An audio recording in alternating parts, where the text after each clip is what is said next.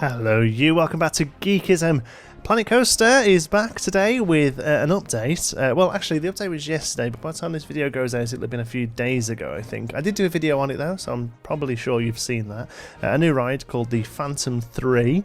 Not sure where the name comes from. It's based on a Tango flat ride, and it kind of fits really nicely in this little gap that we've had for quite a while now. I did want to originally build a restaurant here, but I think I might do a restaurant on the other side of the area and instead just do a pretty standard sort of flat ride down here, although we're going to be using the no collision things to sort of really highly decorate the base of the ride. So here we're changing some colours of it to give it sort of a bit of a piratey thing. I mean, it's not a piratey ride at all, but you know, it's new and it looks cool, so I wanted to put it down and see what happens. So we've given it sort of like browns and oranges and that sort of thing, and then obviously we'll do a lot of work with the base of it here to make it fit the theme a bit better. So we start off by carrying on the sandstone floor there. And the path here, I actually have a few goes at the path. What we end up with here isn't what we finally end up with. It changes a couple of times, but now it's a case of just covering some of this up as best we can with stucco. I still want to make sure that the ride technically functions properly, and that, you know, it's not, the ride doesn't clip through any scenery as it goes up. You know, I want to try and kind of keep it quite realistic. So for the most part, you're still going to see you know, pneumatics and you know, other bits and bobs. There is a bit of a problem with building scenery inside a ride like this, and that's once you're done with it and you click out of it, it's very difficult to click back in again, because obviously the mouse is trying to select the ride. The ride has quite a big sort of I don't know what the word is, space, you know, that the mouse has to get in contact with. So it's tricky. You've got to kind of put something down, and if you're happy with it, leave it, because it's really hard to actually get back and change it. So we don't actually do too much around the actual ride structure. It's basically just place this stucco down a little bit on the back as well, and for the most part it's just sort of props around it and sort of building our own footprint with it as well, as opposed to using the footprint that comes with the game. You'll see there that we completely turned off the fencing, and we add all our own fencing in and do a lot more work regarding that to make it look a little bit more natural. It's not just sort of plonked down in the middle of a space. It wasn't so bad in the western area before we had the collision issues that we could turn on and off, because a lot of the flat rides there were designed to look like they had been plonked down. It's meant to be a bit like a travelling fair anyway, so it works quite well. But here, I thought it'd be quite nice to kind of really sort of tie it in with the space. So you'll see there we use the pirate fencing to cap the area off, and then we have a little bit of space below the fencing there that is not part of the ride and not part of the path that's actually under all this area. So it's a bit of dead space basically, so we actually use that for a few tables and chairs. Although this isn't a restaurant, there are a few food places just to the left there, so you know, I thought it would be a good space to have some tables and chairs that people could come and eat and watch people on the ride. So here we're using all different sort of piratey bits there. We've done a fountain, but we're actually going to make it look a little bit sort of dishevelled and stuff. I'm kind of carrying on the sort of flotsam and jetsam theme over from the whirligigs around the corner, and it's just something I really like to do with all the parts and make them look sort of higgledy-piggledy and things like that. So we use a lot of the bits and bobs here. We use this fence piece, mate. I've used this a couple of times, but you can't really see it in a lot of places. But if you pile it up, it looks like logs piled up. So I think that actually works quite nicely.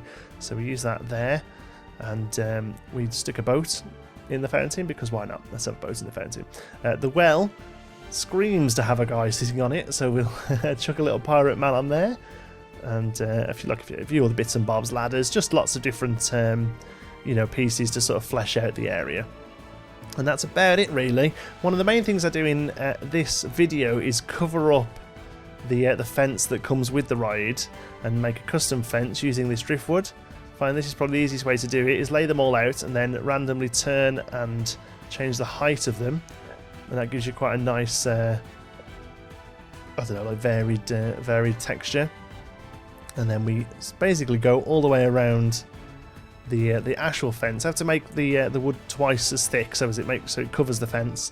But basically we go around and copy it across so that it's completely covering the sort of diamond pattern that it comes with. It's a nice design. It just obviously just doesn't fit the pirate area. It looks very sort of travelling fair, which is what they've done a lot with the recent flat rides. They've been very lightly themed around just sort of like a generic fair theme, and now we've got no collision. Personally, that is perfect, because you know, this isn't a pirate ride at all, yet we make it look quite piratey by covering up the fence here, you know, adding some barrels and other things all around nearby it.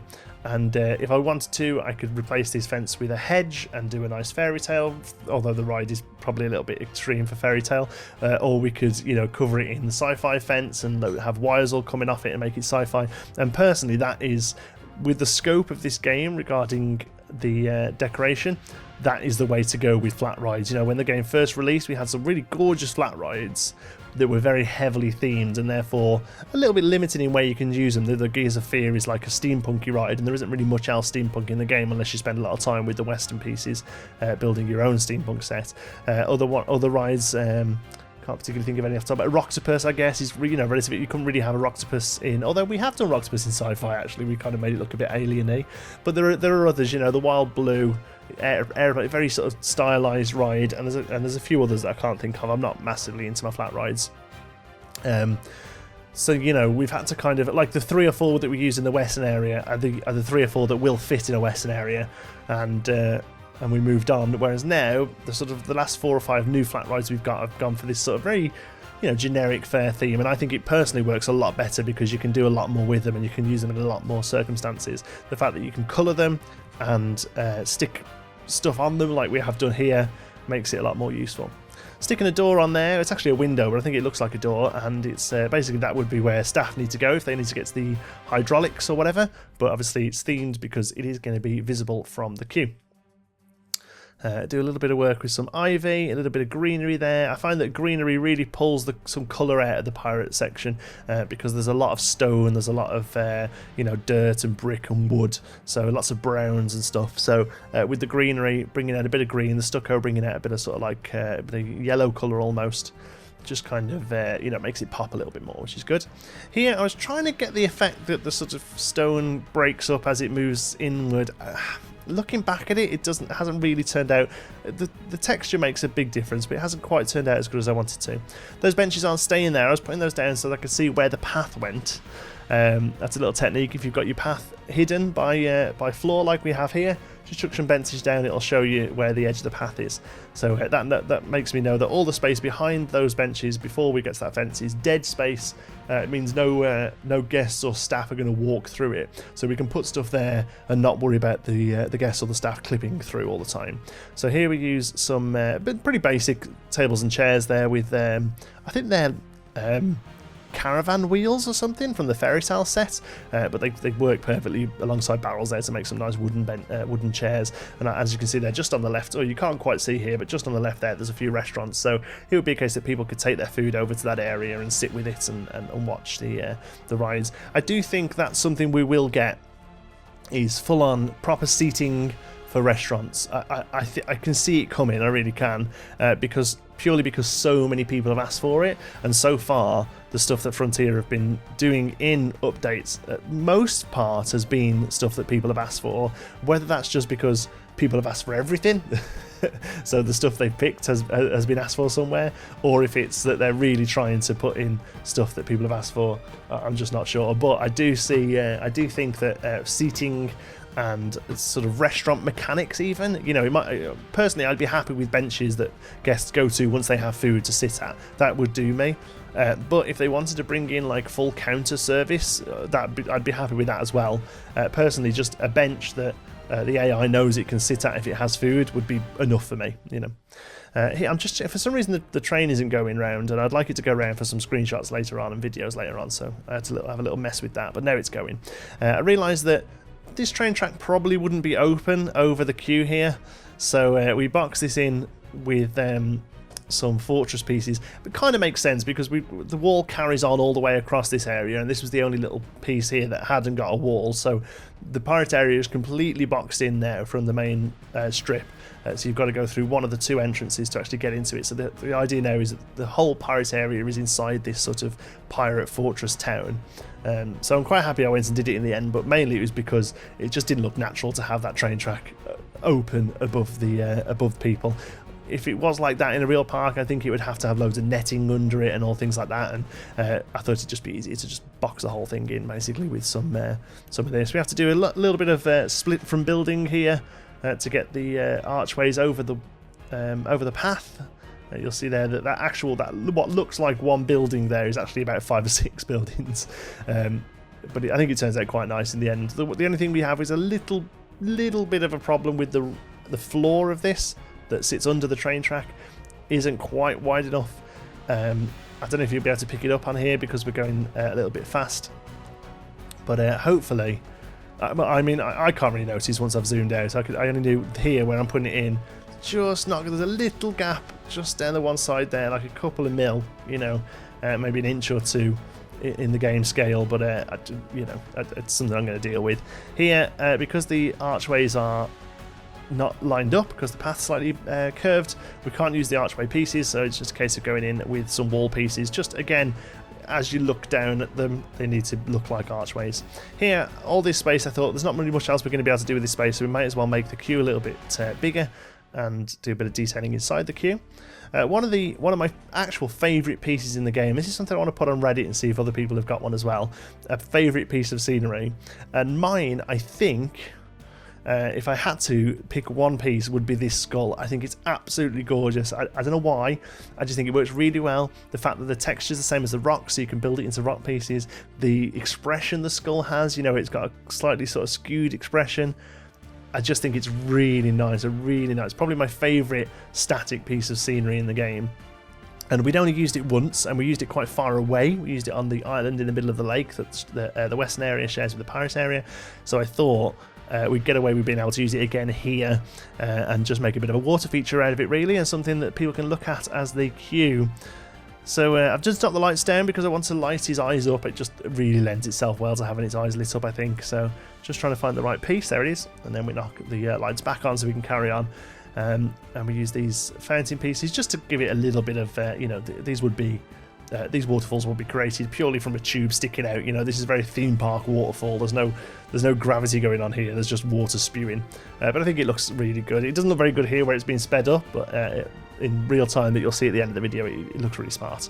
And then it's just a case of really filling in the areas with greenery now. I don't think there's actually much more decorating, maybe around the other side there, but for the most part it's just sort of capping in these areas with a bit of greenery. We also do the sign for the name of the ride as well in a moment.